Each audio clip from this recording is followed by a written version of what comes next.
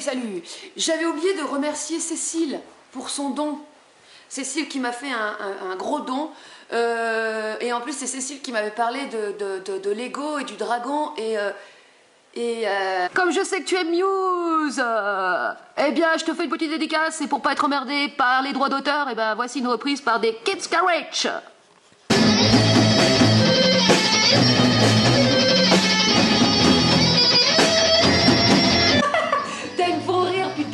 Eh les mecs, vous manquez un petit peu d'intensité les gars. Allez.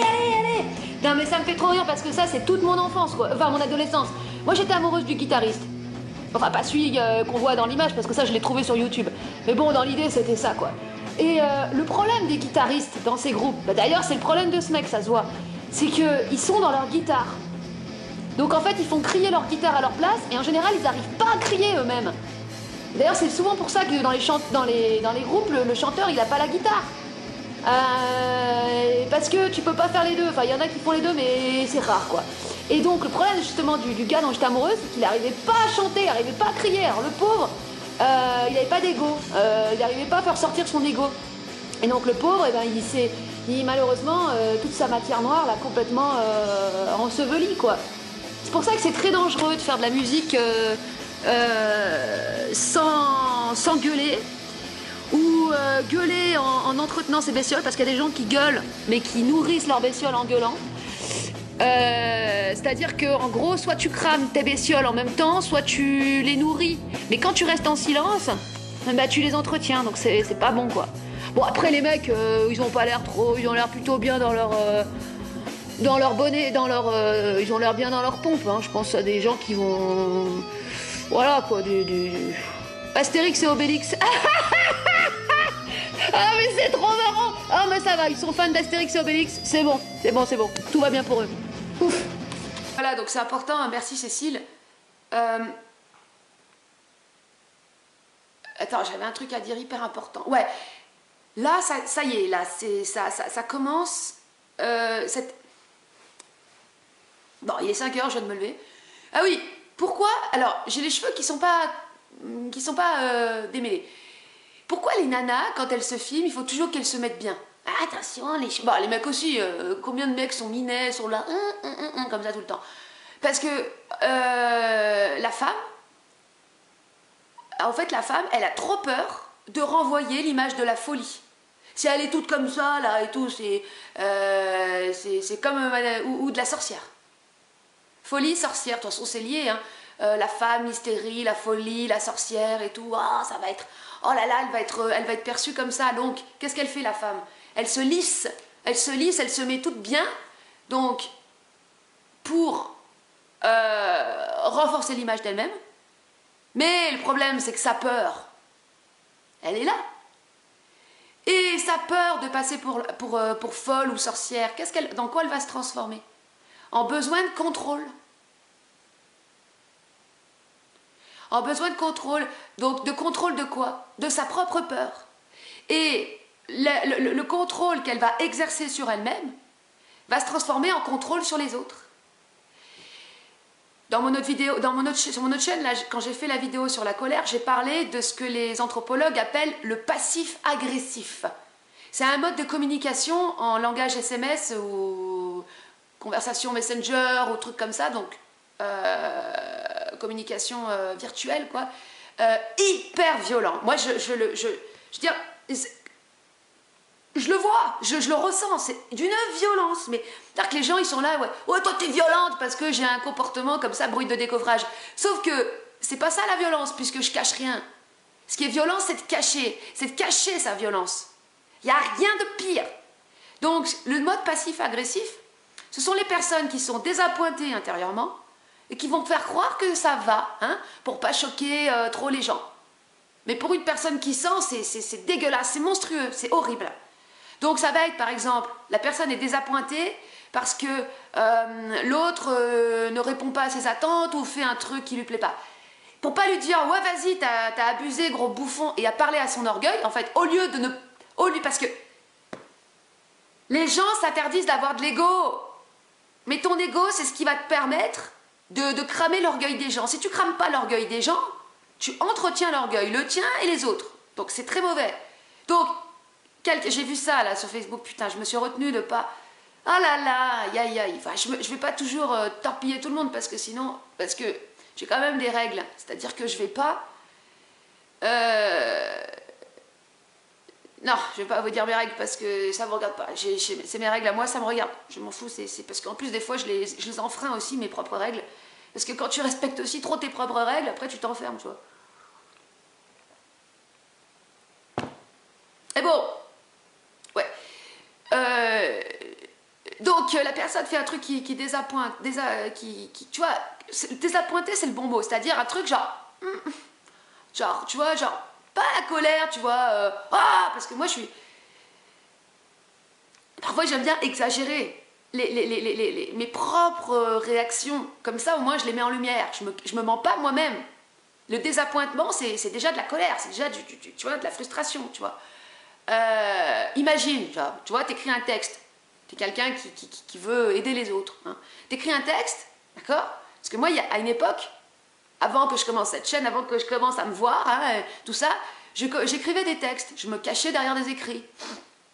C'est pratique, hein, parce qu'un texte, tu peux y revenir dessus, tu sors ton truc, t'es fier de toi, waouh, je gère, je sais trop bien écrire et tout, en plus il n'y a pas de faute, tu mets une belle image, une belle photo, truc, oh là là, je suis un être éveillé, et c'est comme le truc avec les yogis, ils sont avec un ordinateur, c'est un montage, et il y en a un qui dit à l'autre, vas-y, poste un truc qui montre à quel point t'es éveillé, tu vois. Mais c'est trop ça, tu vois, t'es là... Putain, je suis trop éveillée, je suis trop connectée et tout. Les autres, c'est tous des cons. Oh, laisse tomber ceux qui n'ont pas compris qu'on vivait dans une matrice. Là, ils sont trop cons, quoi. Waouh. Et tout. Alors, je faisais ça. Et puis, étrangement, il y avait toujours des gens qui étaient là pour me rentrer dans l'art. Des gens de ma famille, tu vois, qui te connaissent, tu vois, puis qui vont sortir des trucs du style... Non, mais...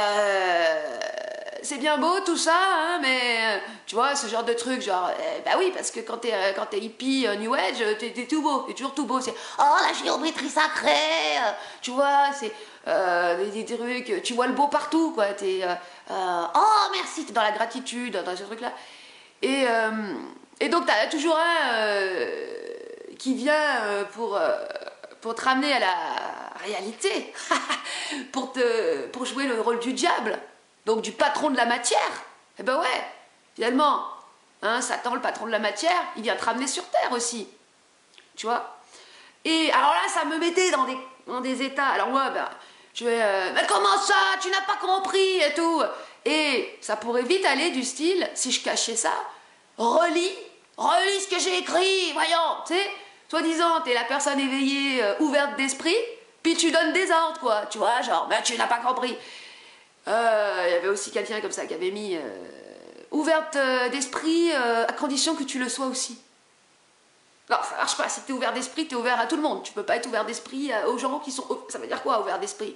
Ça veut plutôt dire fermé d'esprit, en fait, tu vois. Ça veut plutôt dire totalement intolérant, en fait. Intolérant au gluten, intolérant à la matière, intolérant à ce qui est contre toi, en fait, finalement. Et une fois, je m'étais comme ça, je m'étais clashée avec un membre de ma famille. En fait, un oncle, putain et tout, et après je lui avais envoyé un message et tout, je lui ai dit, puisque c'est comme ça, moi je te bloque et tout, mais... Oh la vache, j'étais grave à cette époque, oh là là, c'était il n'y a pas très longtemps, hein, c'était il y a 2 ans. Alors c'est sûr que mes textes, c'était... Tout le monde, il y en avait plein qui mettaient des cœurs, hein, attention, hein, oh ouais, oh c'est super et tout, ouais... Attention, parce que si ça allait pas dans mon sens, c'était des cons, quoi. C'est pour ça que j'ai compris que les hippies, c'était des nazis. Ah ben, les nazis, ben, c'est ça, c'est... Bon, alors, je disais quoi? Donc, ouais, le mode passif-agressif, soyez attentifs. Moi, j'avais pris je m'étais mis dans des groupes, là, d'éveil de conscience, là, tu sais, tous ces gens qui sont dans la conscience. Waouh! C'est rempli de bestioles, hein, parce que de toute façon, les bestioles, elles veulent être dans la conscience. En fait, elles veulent être les plus évoluées, les plus intelligentes. Oh, éveil de conscience, waouh! Ça rigole pas, on est l'élite invisible. On est là, ah oui, comme il disait comme Daniel Camp, ouais, comme on en parlait avec des amis, là.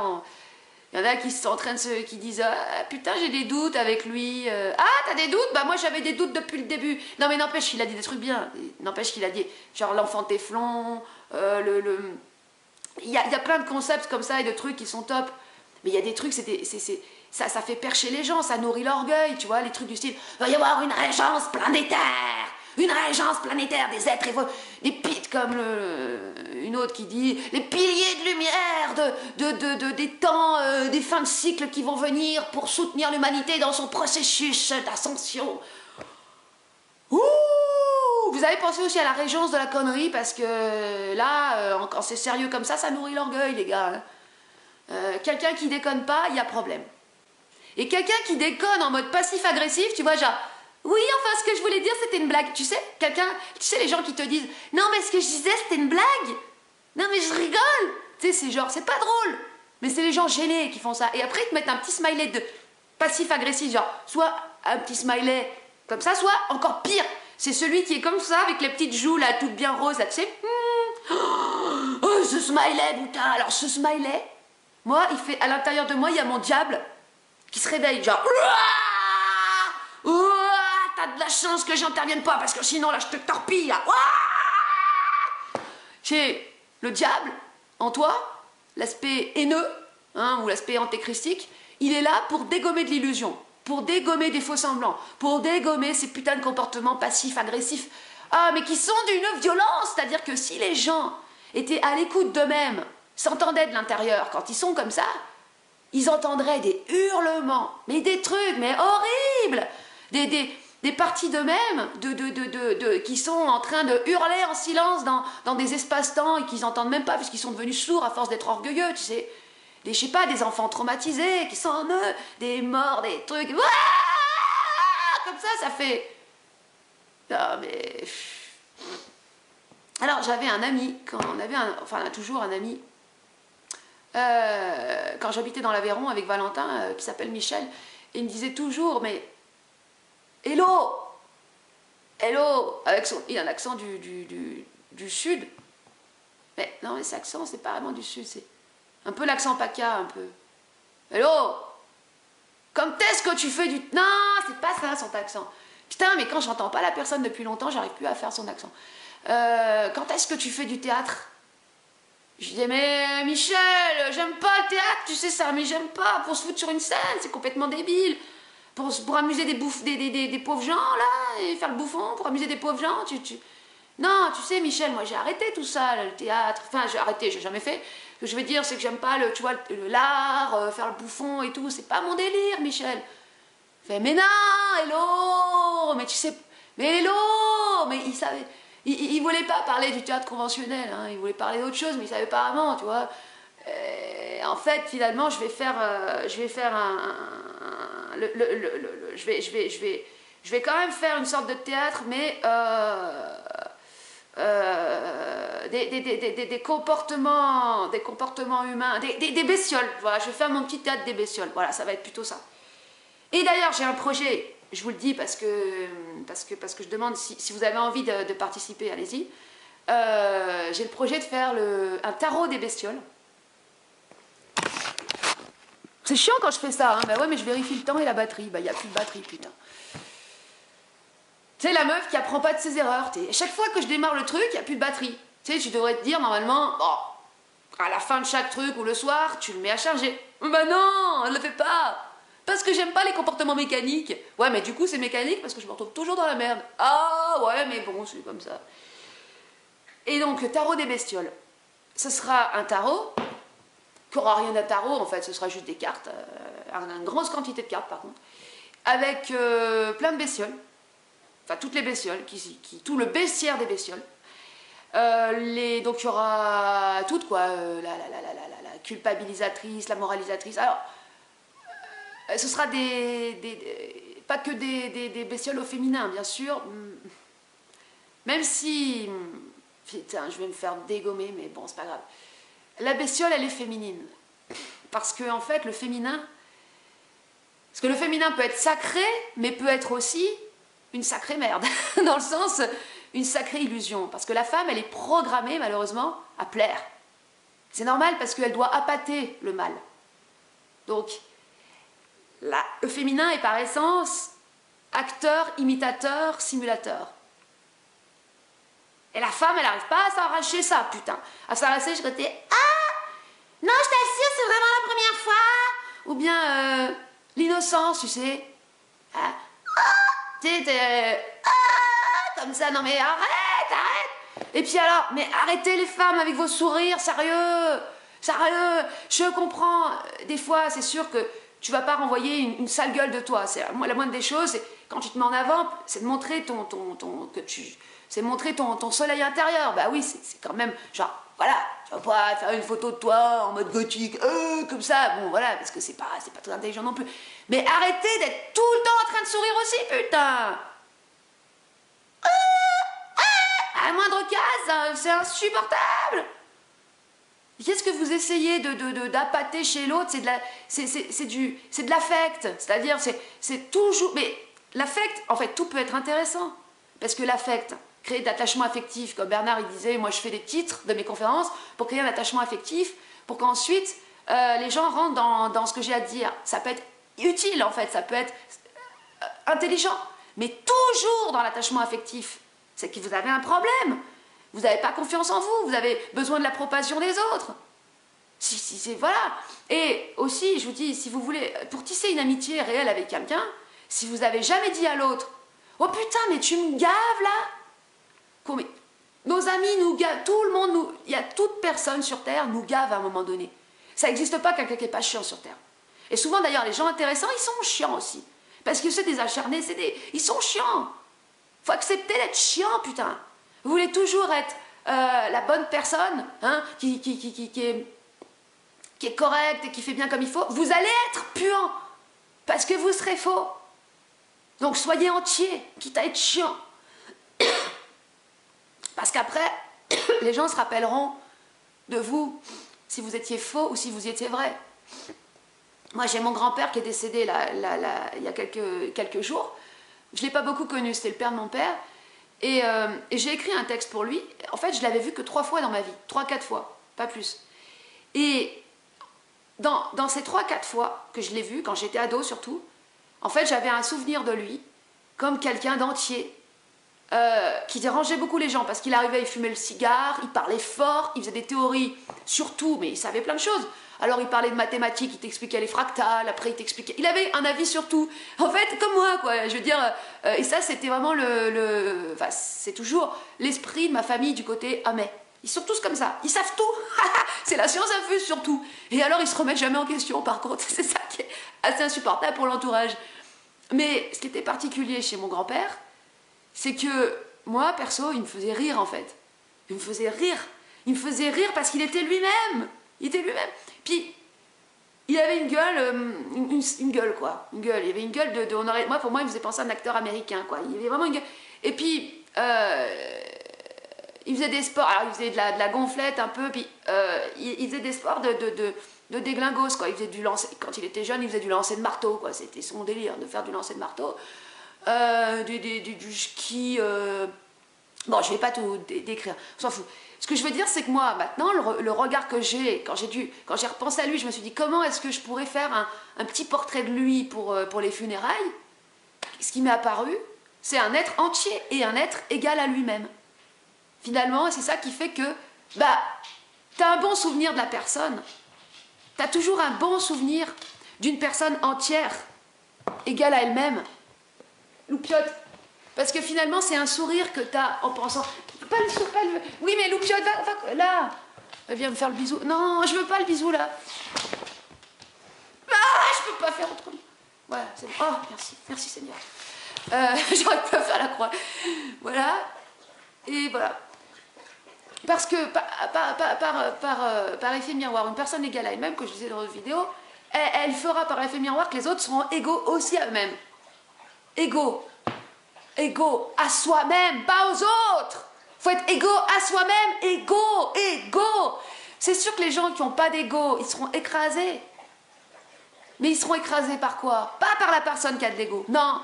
Il y en a, ils te disent, oui, tu m'écrases. Non. Ils seront écrasés par le poids de leur propre orgueil. Parce que la victimisation, le repli sur soi, c'est de l'orgueil.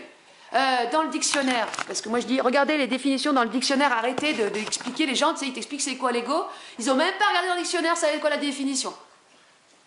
Hein? Ego, latin, ça vient du latin, le moi, ça veut dire le moi.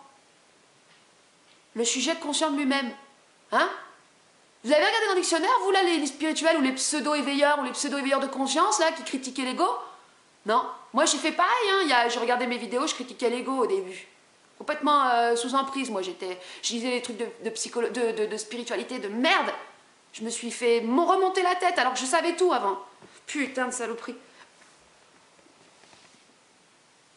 Ouais, et dans le dico, c'est écrit aussi que l'orgueil, c'est une appréciation dévalorisée, surdimensionnée de soi, mais aussi dévalorisée. C'est-à-dire la surdimensionnalité. Quand on pense à une personne orgueilleuse, on se dit, ah, c'est quelqu'un qui a une appréciation surdimensionnée, oui, comme dans l'ego de soi. Mais l'appréciation surdévalorisée, elle est, en fait, c'est la majorité des gens qui ont des appréciations dévalorisées de soi. C'est aussi de l'orgueil. Et c'est encore plus mauvais, parce que souvent les gens qui ont une appréciation surdévalorisée d'elles-mêmes, elles génèrent de la pitié, tu vois, genre, oh pauvre petit bébé, oh je vais te faire un câlin, ça va mieux aller. Hein? Fais pas un câlin à une bestiole! Fais surtout pas un câlin avec une bestiole, tu vas la nourrir. Ah non, non, non, non, non, non. Encore une fois, hein, une personne qui est vraiment en souffrance, là, qui est en train d'en chier sa mère, qui traverse une passe difficile, elle n'a même plus le temps, en fait, de s'auto-flageller, d'accord? Une personne qui est dans l'autoflagellement, oh non, mais de toute façon, je suis qu'une merde, tu sais, puis voilà, puis ça a toujours été comme ça, puis ma famille, ils n'ont pas été gentils avec moi, puis de toute façon, j'ai toujours été le petit mouton noir et le petit canard qu'on veut pas, et puis... Qui c'est qui parle, là? Bébête. Bébête. C'est Bébête qui pleure. Et vous allez être gentil avec ça? Vous allez avoir de la pitié pour ça? Vous allez être compassionnel avec ça?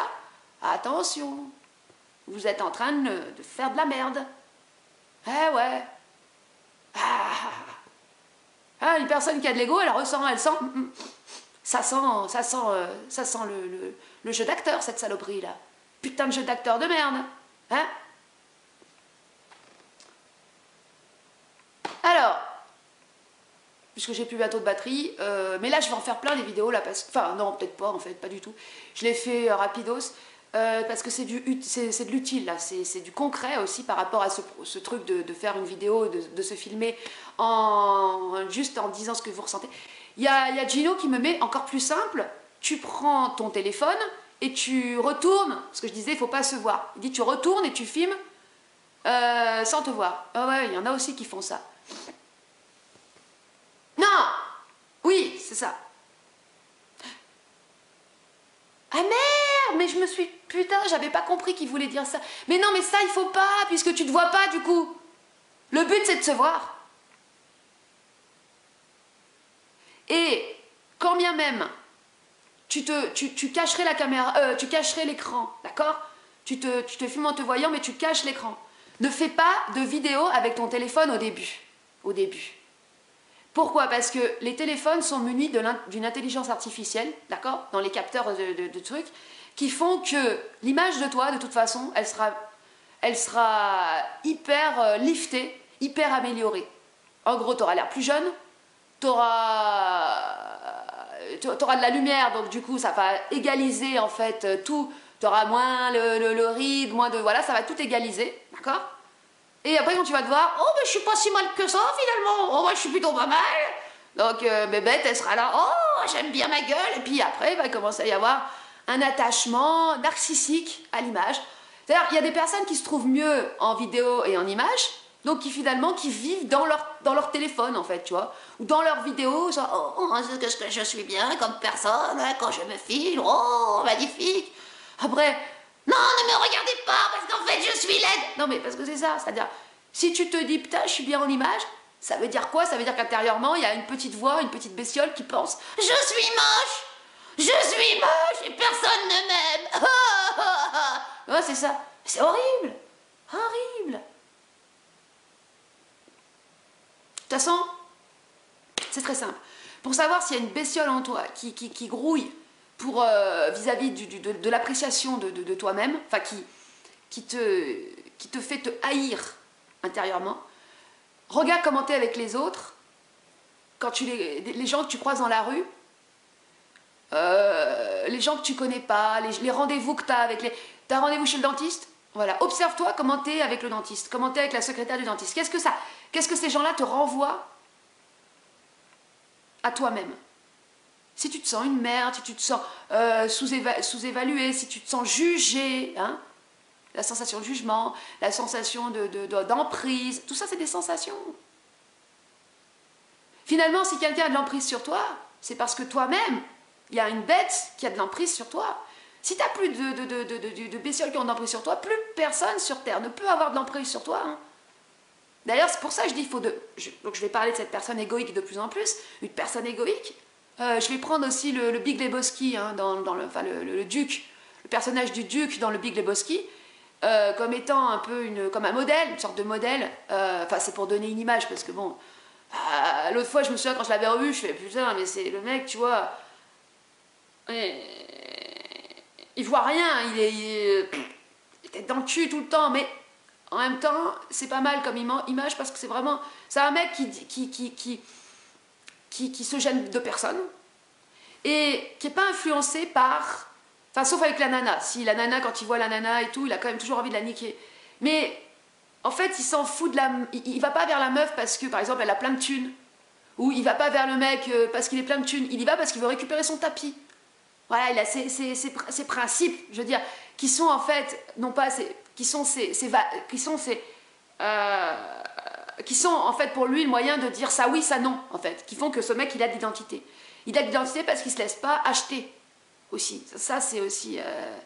c'est comme si tu commences à facilement te laisser acheter, t'es foutu. Si par exemple, il y a une personne qui te dit... je donne un exemple pour les personnes qui veulent aider les autres.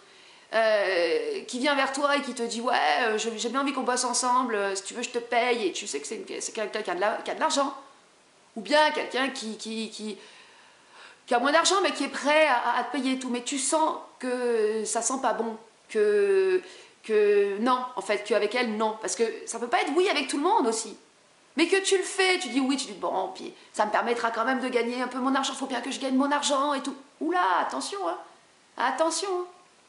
Pas bon ça, pas bon du tout. Parce que là, tu es en train de te mentir à toi-même, tu es en train de mentir à l'autre, tu es en train de te mentir à toi, tu es en train d'avoir un comportement dévié. À partir du moment où tu as peur d'envoyer chier les gens, parce que tu te dis non, mais lui, il va m'apporter de l'argent, puis il faut bien machin, ouh, aïe, aïe. Très, très malsain ça. Il ne faut jamais avoir peur de perdre personne.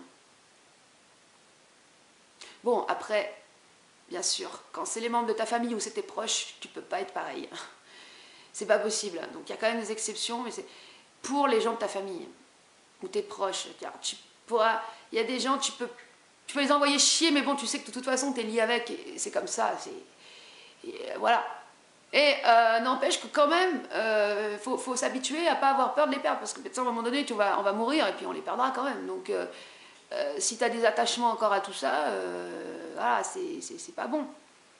D'ailleurs aussi c'est marrant parce que souvent les gens qui meurent, et d'ailleurs ça a été le cas de mon grand-père, qui sont en train de mourir, ils attendent qu'il n'y ait plus personne dans la chambre pour partir. Tant qu'il y a une personne, ça retient personne sur Terre. Voilà. J'ai plein d'autres trucs à dire, mais j'ai plus de batterie, donc je vous dis à la prochaine. Je terminerai cette vidéo sur cette image d'un moine bouddhiste là, qui est en train de bouillir dans un... Enfin, de non bouillir dans une plancha bouillante. Ça, c'est un phénomène qui m'a beaucoup intéressée et je vais démonter un mythe. Parce que ça peut... Vous voyez, il y a un public, là, les gens sont là, waouh, putain, c'est ouf ce qu'il fait, le bonhomme et tout. Et je me suis beaucoup intéressée enfin, non, je me suis pas beaucoup intéressée, pas du tout, mais j'en ai rien à foutre. Mais en fait, j'ai toujours senti que ça puait la merde, la transe méditative en général. Vous savez, vous connaissez l'histoire du petit Bouddha, hein, c'est un gamin qui est resté en transe pendant 1 an, 2 ans, enfin plusieurs années, sans quasiment rien manger et tout. Et les gens sont là, oh, c'est Dieu, c'est Bouddha réincarné, oh là là, oh là là. Parce que les bestiolettes, elles sont impressionnées, tu sais, ça fait... T'as l'impression que le mec, il a des super pouvoirs. Oui, mais non.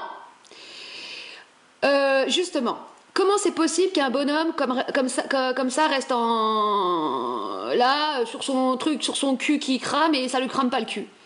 Parce qu'en fait, il va dans un espèce d'état de stase où en fait, il est déjà pré-mort.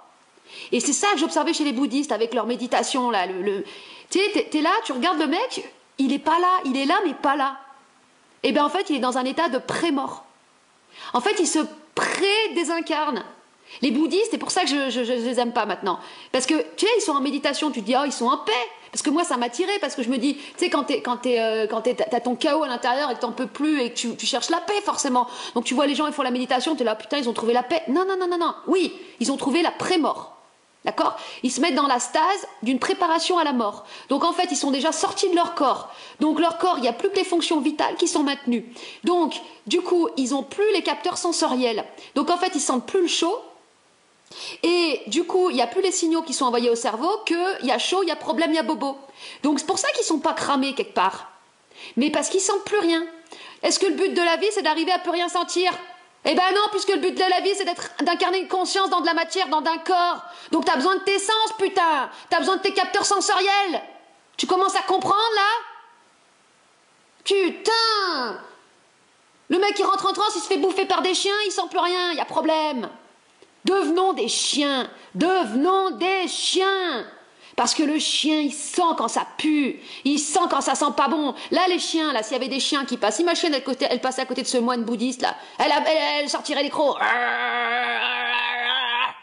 C'est ça qu'il faut qu'on devienne, des chiens enragés. Tu sens là, ça sent pas bon, ça sent la mort, ça sent la mauvaise intention, là, ça sent le désincarné, là, ça sent la pré-mort, là. Ça schlingue.